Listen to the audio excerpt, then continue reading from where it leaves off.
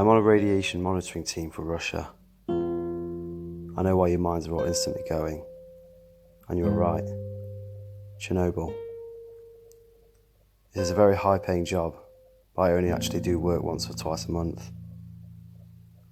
I'm sent in to check animals, plants and radiation levels, and something else. I was just diagnosed with thyroid cancer and given 2 months to live. I need to get this off my chest, so I will tell you about my first job in the company. Maybe it will shed some light on what is going on. It was my first day. We had loaded up a huge double-bladed helicopter. I was to go in and take radiation levels and samples of plants, or so I was told. We took off. On the flight, they made me and 5 other people slip heavy rubber suits on with gas masks and lights. They were to protect against radiation. 2 of us held huge assault rifles. They were experts. Us 4 were new on the job. After an hour of flying, we finally touched down. My Geiger counter went like crazy instantly. The other 5 told me to shut it up, so I did. We started walking towards the reactor. When we saw it in the distance, we stopped. The 2 men with assault rifles turned to the rest of us and told us about it. No one knows how it happened, but the air of Chernobyl is not under quarantine for just the radiation, they explained. The meltdown was not caused by safety locks being turned off. A small meteorite had hit the building, shearing into the reactor. It had contained some kind of alien life form, and the radiation had mutated it. Just as they finished explaining this, a horrible shriek rose from the overgrown forest. The men looked scared through the visors, instead started sprinting. The rest of us only followed, and only I made it back. The first man was cut down by something that moved too fast to see. His legs were gone, cut by a razor-thin edge. The other gun-toting man said to leave him. We kept running.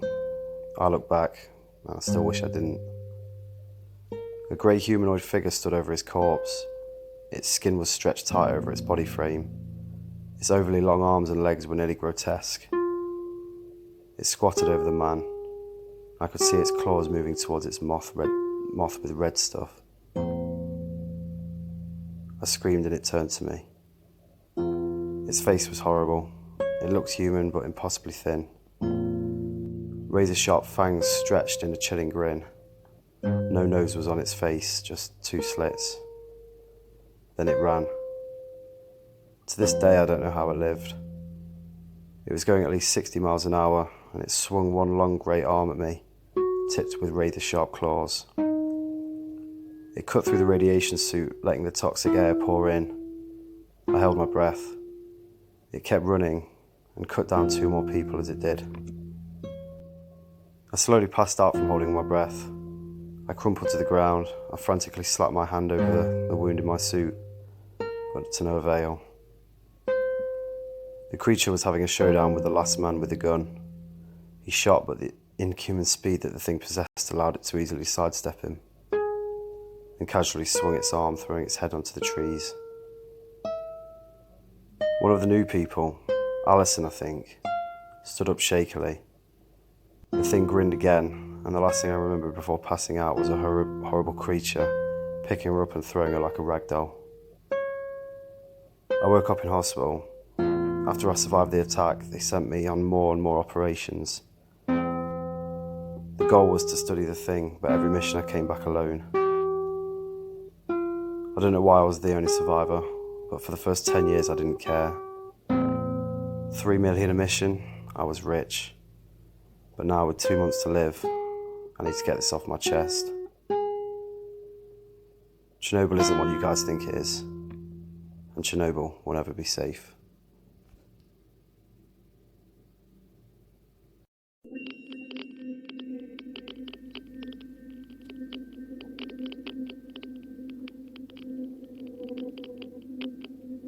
Since there's no clever way to start this story, I guess I'll just begin from the very start. Hello, my name is Luna, and I'm from Estonia. It's a teeny tiny country located just above Latvia, under the side of almighty Russia.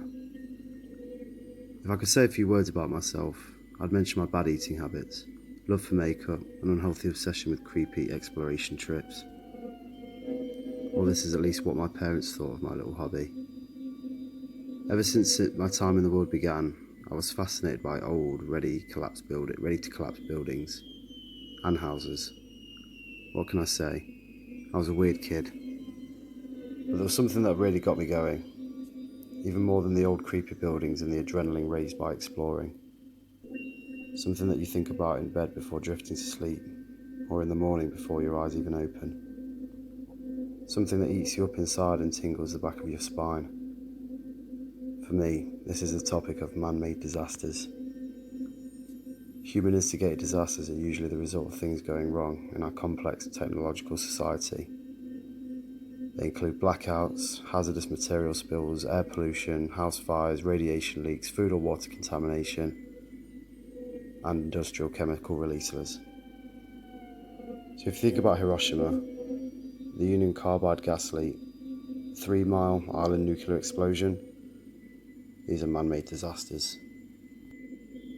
Now enough with the background, and back to my story. About 3 months ago, I caught my former boyfriend John, named for the privacy reasons, red-handed, which led to a nasty breakup. If I'm being fully honest, it didn't really give me much of a shock. Like they say, disappointed but not surprised. Since I'm a software developer in one of the biggest IT companies in Estonia, I have a pretty sweet salary. And our big 3-room apartment in the centre of the city isn't exactly something that my ex could afford, so I got to keep the apartment. He still insisted on staying for as long as he can, until he finds some kind of living platform for himself. I'm probably not the bimbo. Not gonna lie, a part of me wanted to pack up his shit and throw it out the door with him, but at the same time, the other softer part of me caught up in his puppy dog eyes and mint sweet talk. So I said fine. I gave him 2 months. For me, that could only really mean a little vacation, something adrenaline pumping, so I could forget about all the mess you see. I don't really do Thailand, long white beaches, lines, or Egypt warm summer nights. I have my own little bucket list. And for me, there's something humbling about seeing a man-made disaster in person, seeing how destructive and uncontrollable the human race truly is. There's only one place on my bucket list that I thought I would never get a chance to visit. I wanted to see where one of, if not the world's worst nuclear disaster happened. An explosion so catastrophic that it leaked 100 times the amount of radiation into the air than that of Hiroshima or Nagasaki. I immediately went to the internet and bought my airline tickets and packed my bag. There was a layover in Sweden before the next flight took us into Ukraine. It was the capital, Kiev.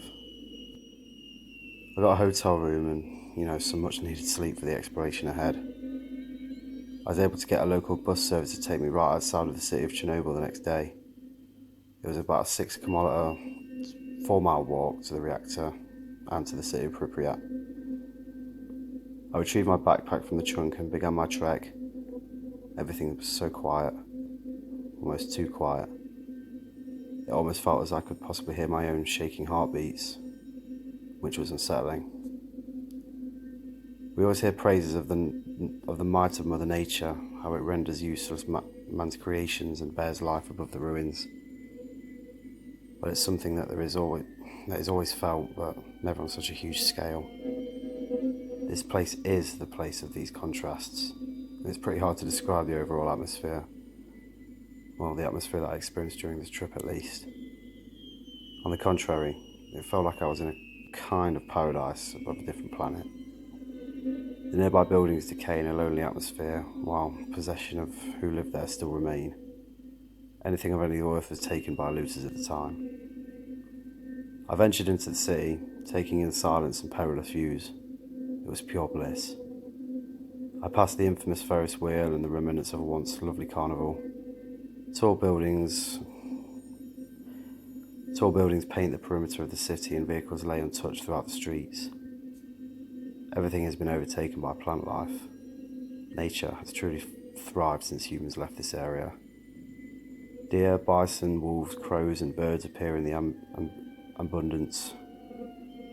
Even though these animals are doing well, they're still affected by the radiation, and it's best to steer clear of them. Everything was shits and giggles until I heard a couple of gunshots in the distance. They were really loud, shaking the whole forest as the birds flew into the sky. Had somebody already seen me? Should I hide or should I run? My mind was running at the speed of light until I decided to duck down, stay low, and stay quiet.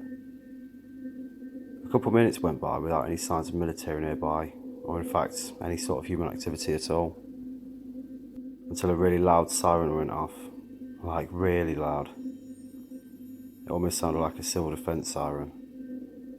Something so loud and sharp that my eardrums were completely numb. At this point, I was positive that I'd triggered some kind of alarm or someone had spotted me, so I took off running into the nearby woods as fast as I could. The deeper I ran into the ginger-brown pine tree forest, the more deafening sirens started fading behind me. I'd followed a dirt road that I encountered during my big rush escape away. That was until I realised that the path was closed with a big no trespassing sign strung across the dirt road. I awkwardly sat there for a few minutes deciding what to do. I had to follow my gut and trespass this area just in case the local police or military patrol there. I wanted to stay fairly hidden. I know I could get into a lot of trouble for trespassing in such a dangerous area. After the tent was set up, I crawled inside and was immediately greeted by sleep. I was awoken by the quiet tap of rain on the tent. I rolled over and closed my eyes to return to sleep, but was met by another sound that made my blood run ice cold. It sounded like something was trying to find the tent. I was so confused at first, until a crack of lightning lights up the entire sky and I could see a silhouette of a man. My eyes grew wider as I saw the impression of a human hand, or a human-like hand. I could hear it breathing and unzipping my tent as it was going through my stuff, looking for something to defend myself. Until the unzipping stopped, it stopped completely. At this point I was so scared that I called my best friend, ever since I definitely could not call my boyfriend, or my mother, or father, since they would be worrying sick. So welcome to the present day of me writing this post scared in my tent. It's 6 AM right now as I'm writing this post. This call just happened 2 hours ago. I was on the phone with Chelsea, my best friend. About 20 minutes into our conversation, it sounded like the call was dropped. I was calling into the phone for her, and I couldn't hear anything but a low white noise crackling. Then the white noise became screechingly loud. It went on for about 4 to 5 seconds. Then it got silent. Then a low crackle of white noise coupled with low whispers. I checked my phone and it said we were still connected to each other. The timer for the call was still going. My friends described it as if 3 people were whispering softly. I briefly made out a "I'm here" within the whispers, and the call kept proceeding to do low whispers until I got too scared and hung up. I immediately called my friend back and asked her if she heard what I heard, and she said yes. I don't know what caused this to happen. I'm just describing this to you guys to see if you could make any sense of it. I'm kind of still trying to wrap my head around it, and to be honest, I'm really spooked. Something is going on in Chernobyl. I'll just have to get to the bottom of this.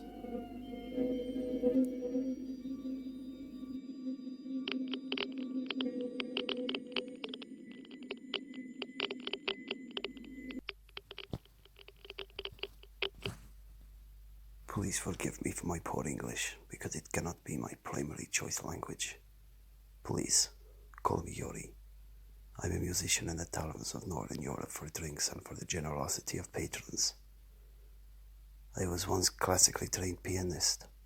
I studied at the St. Petersburg Conservatory in the late 1970s. I lost my eyesight and I have numerous illness. I am a survivor of Chernobyl. As the disaster commencement occurred, I was in a state-sponsored musical dance troupe. Our gathering was immediately enlisted by the government to calm village people in Pripyat and surrounding area. Mere hours after the meltdown commenced, our bus entered the exclusion zone at the checkpoint at Yaki. We were told not anything, and the soldiers made it forbidden for speaking with the village people. Imagine not knowing a disaster taking place, yet seeing the strange workings of radioactivity all around you. Everyone was sick and dying, yet quarantined and not allowed to leave the zone. Some believed the world was ending, and we all became resigned to the fact that we will certainly die. The soldiers has masks and guns, but I could see the fear on his face too. As dead men and women, we gave our best musician and dancer performance ever. Allow me to describe our final performance at Pripyat. As the music played, the ballerina danced like never before. The passion in the music and her movements was legendary. She was a beautiful girl, dancing her final dance with love in her heart. She allowed her long hair flowing down, and it seemed to float mystically in the air. As the music was coded and she spun decadently around, her hair was falling away from her head. Gently, long golden strands from her hair started to fall to the floor as she danced. I saw blood leaking from her nostrils and down her cheek from her ears. The sparse crowd knew the face of death, and it was surely the final dance. The children ran to her with the flowers from the meadow. Their hair and teeth had already fallen out. The petrol generator stalled, and for several moments we were in darkness. To my utter horror, I saw the flowers and the children glowing in the dark. That night I climbed out the window of the lodging house. The soldier who saw me lowered his carbine when our eyes were locked in silence. I ran through the alley and I hot-wired the car. I drove non-stop to the northwest, on back roads I learned as a boy. Avoided checkpoints imposed by military. I siphoned the petrol from the other vehicles in the night. I began missing my vision during my flight, and by the time I had escaped the USSR, I was blind. I am the only musician who lived.